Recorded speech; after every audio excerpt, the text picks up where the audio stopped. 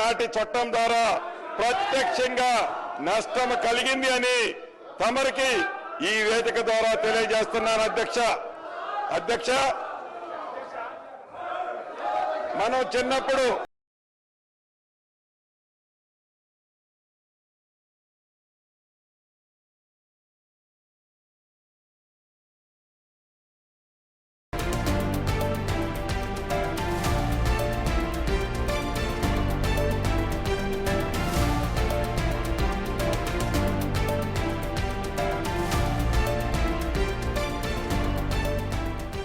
Right, ఇక మంత్రి పొంగులేటి అటు అసెంబ్లీలో ప్రసంగిస్తుండగా పోడియం దగ్గరకు బీఆర్ఎస్ నేతలు ఒక్కసారిగా వెళ్లడం కూడా మనం చూస్తున్నాం. బిగ్ టీవీ స్క్రీన్ పైన విజువల్స్ లో ఒక్కసారిగా స్పీకర్ వైపు కూడా హరీష్ రావు దూసుకు వెళ్తున్నారు. కావాలని అక్కడ గందరగోళ వాతావరణాన్ని సృష్టిస్తున్నారు. అటు హరీష్ రావుని మార్షల్స్ అడ్డుకున్నారు. ఇక స్పీకర్ పైకి పేపర్లను విసిరేశారు వివేక్. అసెంబ్లీలో బీఆర్ఎస్ సభ్యులు వీరంగం సృష్టిస్తున్న విజువల్స్ ని మనం బిగ్ టీవీ స్క్రీన్ పైన చూస్తున్నాం. ఎప్పుడైతే మంత్రి పొంగులేటి ప్రసంగిస్తున్నారో ఒక్కసారిగా ఆ పోడియం దగ్గరకు వెళ్లారు బీఆర్ఎస్ నేతలు. ఇక సభ మొత్తం గందరగోళ వాతావరణాన్ని సృష్టిస్తున్నారు. సభలో ఆందోళన చేస్తున్న అటు బీఆర్ఎస్ సభ్యులని సస్పెండ్ చేయాలని కూడా అక్బరుద్దీన్ అన్నారు. ఇప్పటికే అటు స్పీకర్ కూడా వాళ్ళని ఎంత హెచ్చరిస్తున్నా కూడా ఎక్కడ తగ్గకుండా కావాలని ఆందోళన, అలాగే ఒక్కసారిగా అల్లరి సృష్టిస్తున్నారు. ఇప్పుడు మనం చూస్తున్నాం బిగ్ టీవీ స్క్రీన్ పైన విజువల్స్ లో హరీష్ ఏ విధంగా అయితే స్పీకర్ పోడియం వద్దకు వెళ్ళడం, ఒక చేతిలో పేపర్స్ పట్టుకుని అక్కడికి వెళ్ళి గందరగోళ వాతావరణాన్ని ఏ విధంగా సృష్టించడానికి తోసుకుంటూ ముందుకు వెళ్తున్నారో ఆ విజువల్స్ ని కూడా మనం బిగ్ టీవీ స్క్రీన్ పైన చూస్తున్నాం. మార్షల్స్ అడ్డుకునే ప్రయత్నం చేస్తున్నప్పటికీ హరీష్ ఎక్కడా వెనక్కి తగ్గకుండా సజావుగా సాగాల్సిన సభని ఒక గందరగోళ వాతావరణంలోకి నెట్టే విధంగా ఇటువంటి చర్యలకు పాల్పడుతున్నారు బీఆర్ఎస్ నేత హరీష్. కలిగింది అని తమరికి ఈ వేదిక ద్వారా తెలియజేస్తున్నాను అధ్యక్ష మనం చిన్నప్పుడు నాటి చట్టం ద్వారా ప్రత్యక్షంగా నష్టం కలిగింది అని తమరికి ఈ వేదిక ద్వారా తెలియజేస్తున్నాను అధ్యక్ష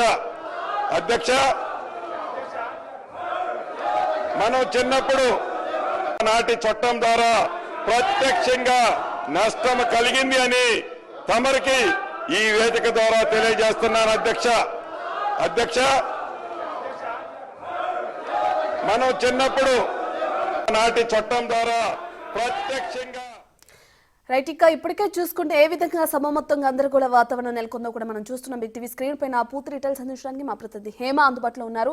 రైట్ హేమ, ఇప్పటికే చూసుకున్నట్టు స్పీకర్ పైన కూడా వివేక్ పేపర్లు విసురుతూ ఒక గందరగోళ వాతావరణాన్ని సృష్టిస్తున్నారు. సో దీన్ని ఎలా చూడొచ్చు అంటారు? ఎందుకు నిరూపించాలని ఈ విధంగా అసెంబ్లీలో ఈ విధమైన గందరగోళ వాతావరణం కానీ అల్లర్లతో కూడిన వీరంగం సృష్టించడానికి కారణాలు ఏమనుకోవచ్చు అంటారు?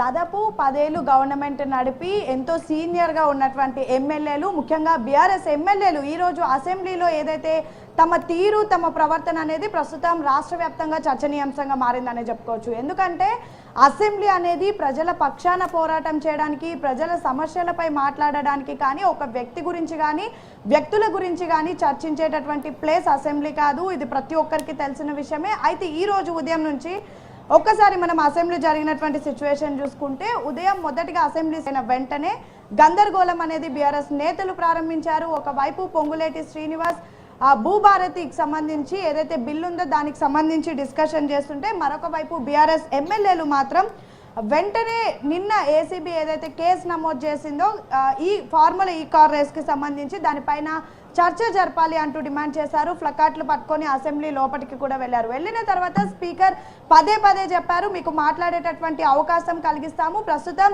ప్రజలకు ఎంతో ఉపయోగపడేది, ముఖ్యంగా రైతులకు ఎంతో ఉపయోగపడేటటువంటి బిల్లు పైన ప్రస్తుతం డిస్కషన్ చేద్దాం.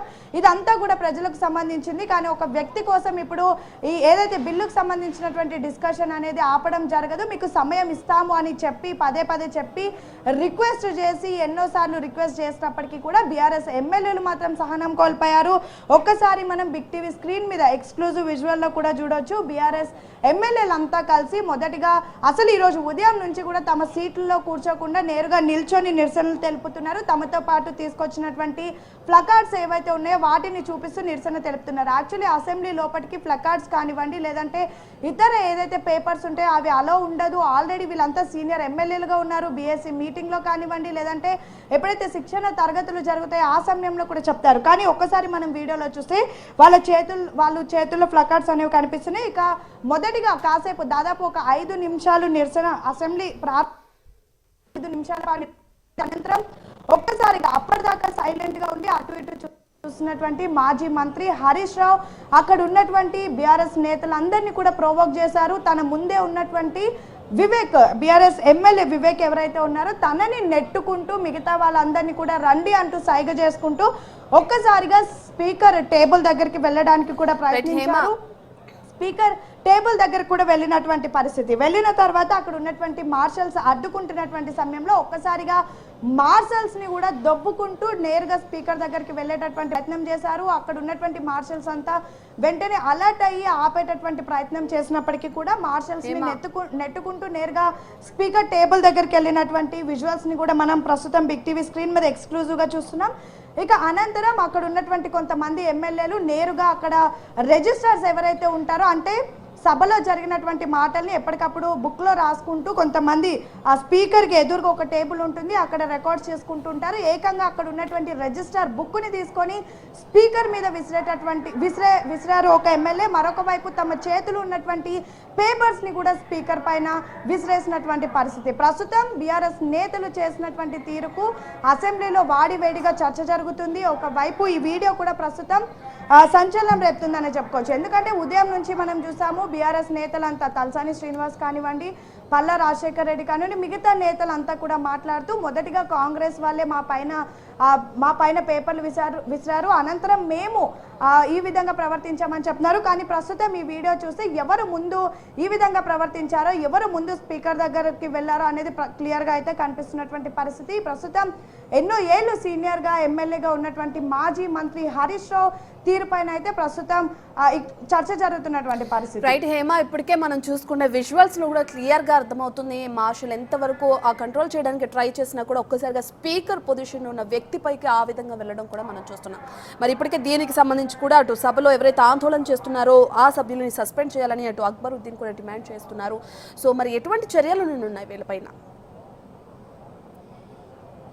ఎస్, ఇప్పుడు స్పీకర్ వీళ్ళపైన ఏ విధంగా చర్యలు తీసుకుంటారనేది సర్వత్రా ఆసక్తి నెలకొంది. ఎందుకంటే ఎంఐఎం ఎమ్మెల్యే అక్బర్ కూడా ఇటువైపు కాసేపటి క్రితం ఎప్పుడైతే దాదాపు 2 సార్లు వాయిదా వేసిన తర్వాత కాసేపటి క్రితమే తిరిగి ప్రారంభమైనటువంటి సమయంలో అతను స్పీచ్ ఇస్తూ చాలా ఘాటు వ్యాఖ్యలు చేశారు. ఈ విధమైనటువంటి ప్రవర్తన తెలంగాణ రాష్ట్రానికే మంచిది కాదు. ప్రజలు యావత్ రాష్ట్రంలో ఉన్నటువంటి ప్రజలందరూ చూస్తున్నారు. ఎంతో సీనియర్లుగా ఉన్నటువంటి మీరే ఈ విధంగా ప్రవర్తించడం కరెక్ట్ కాదు. మరొక వైపు ఇప్పుడు మీరు ఏదైతే పోరాటం చేస్తున్నారో అంటే ప్రస్తుతం దొంగల రాజ్యం, దోపిడీ రాజ్యం అంటూ కొన్ని నినాదాలు అసెంబ్లీ లోపల చేస్తున్నారు. అసలు దొంగల రాజ్యం, దోపిడీ రాజ్యం అనేది గత 10 ఏళ్లలోనే జరిగింది, మీ హయాంలోనే జరిగింది. అలాంటి మీరే ఇప్పుడు ప్రశ్నించడం, అలాంటి మీరే ఇప్పుడు నిరసనలు చేయడం చాలా సిగ్గుచేటుగా ఉంది. తెలంగాణ ప్రజలంతా చూస్తున్నారు అంటూ కూడా తను చెప్పడం జరిగింది. మరొక వైపు ఏదైతే కాంగ్రెస్ ప్రభుత్వం తీసుకొచ్చినటువంటి బిల్ ఏదైతే ఉందో ఇది చాలా కీలకంగా ఉండబోతోంది. గతంలో అంటే ధరణి యాప్ వల్ల, ధరణి అనే ఒక స్కీమ్ వల్ల ఎంతో మంది రైతులు నష్టపోయారు.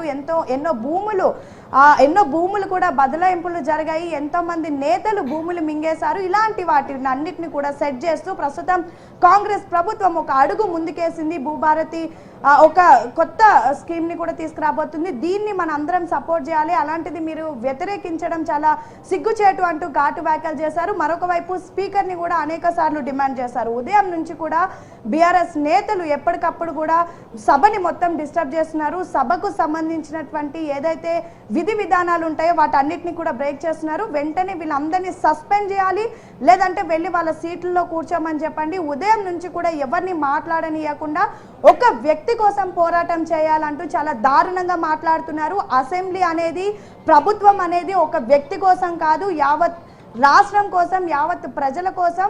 ఇప్పుడు ప్రస్తుతం బీఆర్ఎస్ నేతల ప్రవర్తన చూస్తే ప్రజల కంటే ఒక కుటుంబంలోని వ్యక్తి ఎక్కువగా ముఖ్యంగా అన్నట్టుగా వీళ్ళ ప్రవర్తన అనేది చాలా దారుణంగా ఉంది అంటూ చాలా ఘాటు విమర్శలు చేశారు. ఒకవైపు అక్బర్ మాట్లాడుతున్నటువంటి సమయంలో కూడా బీఆర్ఎస్ నేతలు పెద్ద ఎత్తున అక్బర్ ఓవైసీ స్పీచ్ని కూడా అడ్డుకునే ప్రయత్నం చేశారు. కాసేపటి క్రితం వాయిదా వేయకంటే ముందు బీజేపీ ఎమ్మెల్యేలు మాట్లాడినటువంటి సమయంలో ఒక్కసారిగా వెళ్ళడం కూడా మనం చూస్తున్నాం. వ్యక్తి స్క్రీన్ పైన విజువల్స్ లో ఒక్కసారిగా స్పీకర్ వైపు కూడా హరీష్ రావు దూసుకు వెళ్తున్నారు. కావాలని అక్కడ గందరగోళ వాతావరణాన్ని సృష్టిస్తున్నారు. అటు హరీష్ రావుని మార్షల్స్ అడ్డుకున్నారు.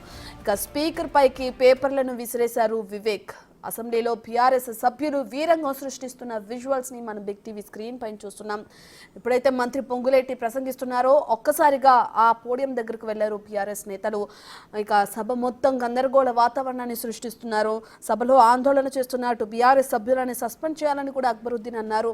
ఇప్పటికే అటు స్పీకర్ కూడా వాళ్ళని ఎంత హెచ్చరిస్తున్నా కూడా ఎక్కడ తగ్గకుండా కావాలని ఆందోళన, అలాగే ఒక్కసారిగా అల్లరి సృష్టిస్తున్నారు. ఇప్పుడు మనం చూస్తున్నాం బిగ్ టీవీ స్క్రీన్ పైన విజువల్స్ లో హరీష్ ఏ విధంగా అయితే స్పీకర్ పోడియం వద్దకు వెళ్ళడం, ఒక చేతిలో పేపర్స్ పట్టుకుని అక్కడికి వెళ్ళి గందరగోళ వాతావరణాన్ని ఏ విధంగా సృష్టించడానికి తోసుకుంటూ ముందుకు వెళ్తున్నారో ఆ విజువల్స్ ని కూడా మనం బిగ్ టీవీ స్క్రీన్ పైన చూస్తున్నాం.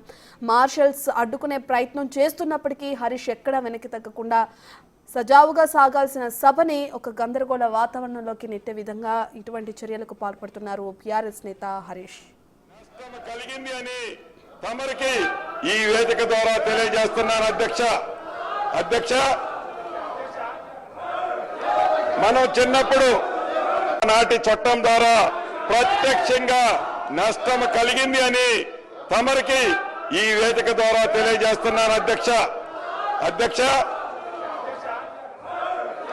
మనం చిన్నప్పుడు నాటి చట్టం ద్వారా ప్రత్యక్షంగా నష్టం కలిగింది అని తమరికి ఈ వేదిక ద్వారా తెలియజేస్తున్నాను అధ్యక్ష. మనం చిన్నప్పుడు